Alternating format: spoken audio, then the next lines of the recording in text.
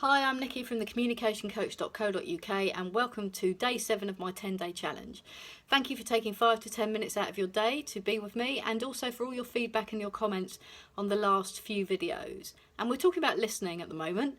We talked about combative listening yesterday and how your values and beliefs affect how you communicate, and quite often the words that you say just come out.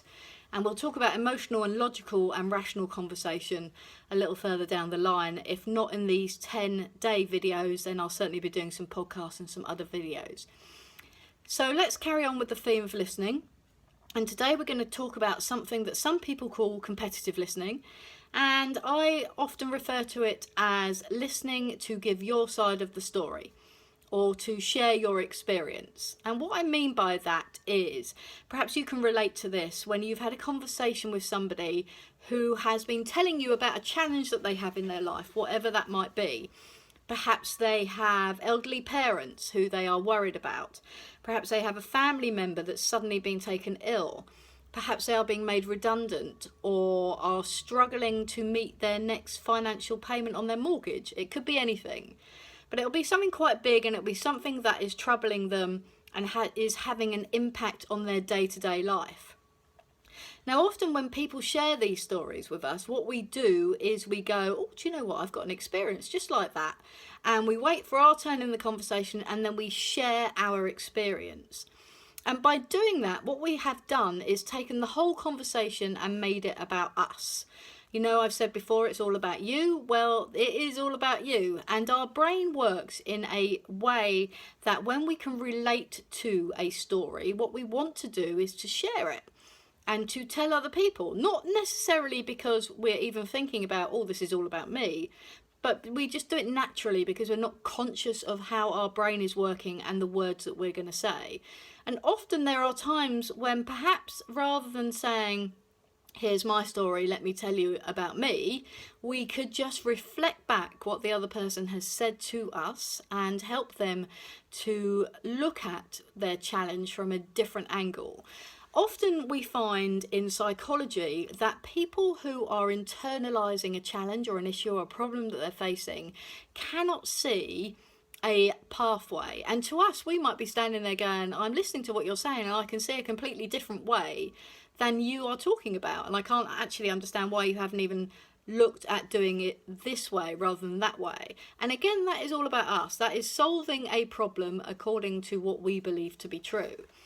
Whereas if we listen and we reflect back the language that we hear from other people, what happens is it helps them to externalize the challenge or the problem that they're facing. And often just by doing that and talking the problem through and having it reflected back to them, what happens is that they see a different pathway, perhaps a pathway that they had never even known was there, but because they can now see the problem in a different way, they're able to go, oh, actually, I haven't thought about that before, and now I'm going to give that a go. Now, it might not necessarily be the answer to the problem, but it might be, or it might be a different way that will then lead on to other ways, if that makes sense.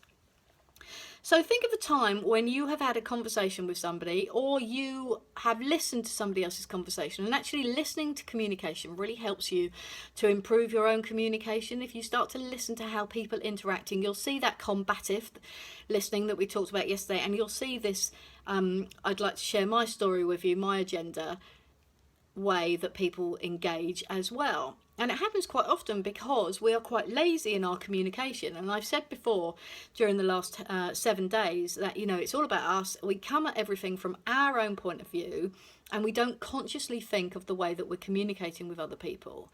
Now, when people have a problem or a challenge, actually what they want, probably more than anything, is somebody just to listen to them without trying to solve the problem, without giving them advice, without sharing what happened to their Aunt Mabel in 1966, but just to reflect back and help them to see a different way. And by doing that, you're allowing a person to find a route for themselves. There's no judgment, there's no problem solving, there's no I'm back on my agenda, it's all about the other person. So for today, I'd like to take that away and have a think about that. Have a think about some of the conversations you have around when you have made it about you. And I don't mean that in a negative way, I really don't, because unless you are told that's how we communicate, how would you ever know? You would just carry on doing it, because it's just a way of life, and it's a way that it's a habit, which is what it is. It's a habit which we do every day in our day-to-day conversation, and we don't stop and listen, and we don't stop and reflect back what the other person is saying to us and help them to see a different way. And it's so powerful that we know that when we speak to people in crisis who are at that level where they want to take their own life, that actually they don't want to die, they just can't see a way out of the situation that they're in. And when we reflect back and use language, appropriate language with the other person, and allow them that space and allow them that time to look at a issue in a different way, they often come up with their own solution to the problem that they've got. If you ever get a chance to watch any of the Golden Gate videos, there's loads on YouTube about survivors of Golden Gate videos where people have jumped off the bridge. 190 people have been rescued from jumping off the Golden Gate Bridge, and all of them said as soon as they jumped they had a regret, which I find incredibly interesting. And what a powerful way just to make a difference to somebody in their everyday life. It doesn't have to be as impactful as somebody jumping off Golden Gate Bridge, but it could be a friend of yours who just wants to be listened to for a period of time, to help them to externalise rather than internalise a challenge that they're facing. And it could even be with your children who might have something going on at school. And we'll come on to that, I think, when we talk about emotional conversations and how we're very different when we're emotionally involved as to when we're very rational and logical and not emotionally involved with somebody. So that's the end of today. Thank you so much for tuning in again. Please share, please let me know your thoughts and your views, and if there's anything else that you'd like me to cover. And I look forward to seeing you on day 8 of the 10-day challenge. Thank you very much.